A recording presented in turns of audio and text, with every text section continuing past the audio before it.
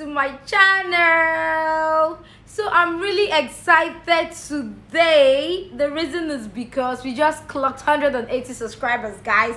Like, I was just taking you guys to 170 subscribers, and now we are 180 subscribers. Like, I am happy. So thank you guys for watching my videos. Thank you guys for tuning in. Thank you guys for the comments. Thank you for everything. I am really excited, guys. We did 170, now we have done 180, guys. So I'm definitely sure that we can do 200 to 500 to 1,000 subscribers. So let's keep it rolling, guys. So today we are going to talk about the gross anatomy of the heart. So see you guys in class. So today we are going to be discussing a very interesting and important topic, which is the gross anatomy of the heart. Okay, so welcome back, guys. So first of all, as usual, we are going to introduce the heart. So what is the heart? The heart is a conical hollow muscular organ that is situated in the middle mediastinum. What do I mean by the middle mediastinum? If you have watched my video on the mediastinum, you understand that some of the contents of the middle mediastinum includes the word heart, which is the major content of the middle mediastinum. So the heart is a conical hollow muscular organ in the sense that it pumps blood, situated in the middle mediastinum. So the heart weighs about 300 grams in male and 250 grams in females. So the heart weighs about 300 grams in males and 250 grams in females, and it measures about 12 times 9 centimeters. So the direction of blood flow from the atrium to the ventricle is usually downwards, forward, and towards the left of the median plane. So it's usually downwards, forwards, and towards the left of the median plane.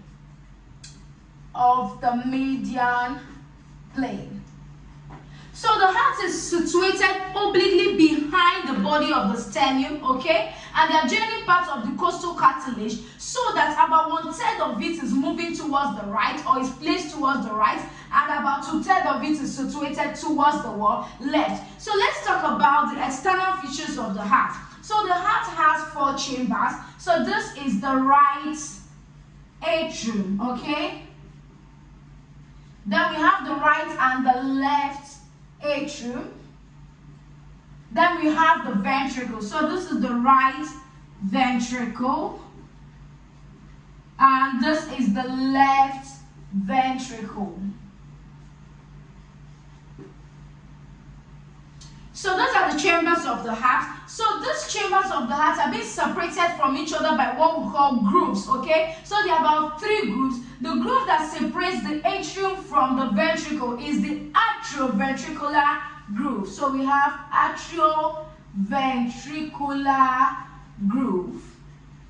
Then the groove that separates the 2 ventricles from each other is the interventricular groove. So we have the interventricular groove. Then the groove that separates the 2 atrium from each other is called the interatrial groove, okay? So these are some of the features, external features that we can see in the heart.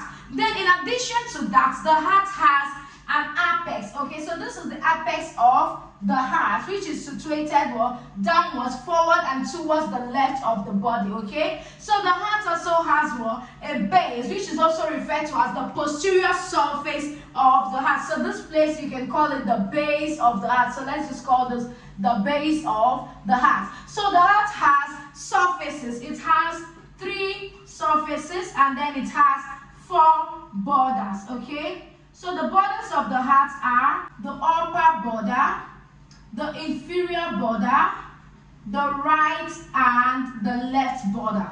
While the surface includes the anterior surface, the inferior surface, and the left lateral surface. So we are going to look at this in detail. So let's talk about the apex of the heart. So the apex of the heart, as you can see, is formed entirely by the left ventricle, and this apex of the heart is being overlapped by the anterior border of the left lung. Please watch my video on the lungs, okay? So it's being overlapped by the anterior border of the left lung. So the heart is directed downwards, as I've said initially, forward and towards the left, okay? Now the heart is situated in the left fifth intercostal space, 9 cm lateral to the what? Mid-sternal line. So lateral to the mid-sternal line. So let's go right again. I said that the heart is formed entirely by the left ventricle and is being overlapped by the anterior border of the left lung. It is directed downwards, as you can see, forward and towards the left, okay? Now the heart is situated in the left fifth intercostal space, 9 cm lateral to the mid-sternal line. Now let's talk about the base. Now the base of the heart is also referred to as the posterior surface of the heart, okay? Now this base of the heart is formed by the what? By the atria. That's the right atrium and the left atrium, but it's formed majorly by the left atrium and partly by the right atrium. In relation to the base of the heart, it has about 4 pulmonary veins. So those pulmonary veins opens into the what? Left atrium, and a superior vena cava. So a superior vena cava and an inferior vena cava which opens into the right atrium. So the base is referred to as the posterior surface of the heart. It's been formed mainly by the left atrium and partly by the right atrium. In relation to the base, it has 4 pulmonary veins which opens into the left atrium, and a superior vena cava and an inferior vena cava which opens into the right. So let's talk about the borders of the heart. Remember that I said that the heart has 4 borders. It has an upper border, a right border, an inferior border, and the left border. So let's talk about the upper border. So this is the upper border of the heart, okay? So this is the upper border. Now this upper border of the heart is formed, as you can see, mainly by the left atrium and partly by the right atrium. So what forms the upper border majorly or chiefly is the left atrium and partly the right atrium. Now that is for the upper border. Now let's talk about the right border. So the right border, this is the right border, okay? So we are having the right border here. So this right border is formed mainly, okay, I forgot to say that the upper border is what? Slightly oblique. So the upper border is slightly oblique. Now for the right border is vertical, okay? Is vertical and is being formed mainly by the right atrium, and this right border extends from the superior vena cava down to the inferior vena cava. Now let's talk about the inferior border. So this is the inferior border. So the inferior border is nearly horizontal, okay? So it's nearly horizontal, and it extends or is formed majorly by the right ventricle, and it extends from the inferior vena cava to the apex of the heart. So now here is the what? Is the left border. So we are having the left border here. So this is the left border. So the left border is oblique and curved. So the left border is oblique and curved, and is formed mainly by the left ventricle and partly by the left atrium. So it extends from the apex of the heart to the left auricle. So it extends to the left auricle. So that is for the borders of the heart. So let's take it all over again. I said the borders of the heart are 4: the upper border, the right border, inferior border, and the left border. So the upper border is slightly oblique and is formed mainly by the left atrium and partly by the right atrium, okay? Now let's talk about the right border. The right border is vertical and is formed majorly by the right atrium, and it extends from the superior vena cava down to the inferior vena cava. Now let's talk about the inferior border. The inferior border is nearly horizontal, okay? And is being formed by the right ventricle. So it extends from the inferior vena cava down to the apex of the heart.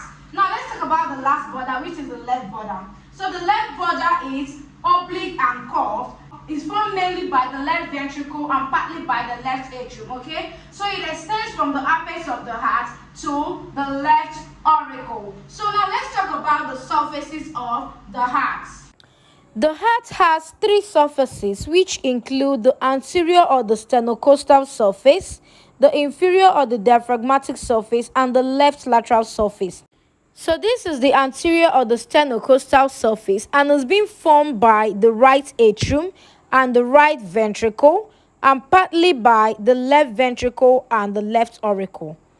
Most of the sternocostal surface is being covered by the lungs, but a part of it that lies behind the cardiac notch of the left lung is actually uncovered. So this uncovered area is dull on percussion and it is called the area of superficial cardiac dullness.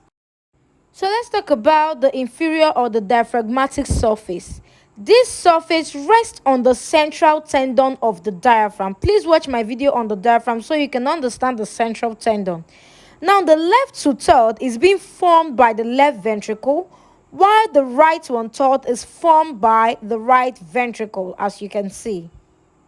So let's talk about the left lateral surface. This surface is being formed by the left ventricle and at the upper end by the left auricle. In its upper surface, the surface is crossed by a coronary sulcus. It is related to the left phrenic nerve, the left pericardiophrenic vessels, and the pericardium. So let's talk about the grooves of the sulci. The atria are separated from the ventricles by a circular atrioventricular or the coronary sulcus, which is divided into the anterior and the posterior parts. The anterior part consists of the right and the left halves.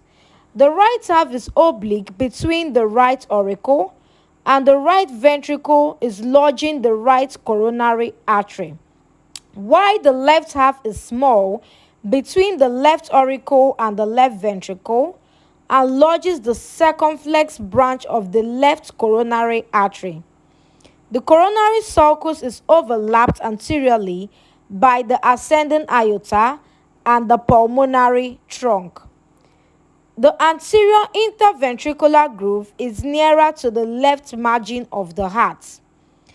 The posterior interventricular groove is situated on the diaphragmatic or the inferior surface of the heart. So talking about the crux of the heart, this dotted line that you can see is showing you the crux of the heart.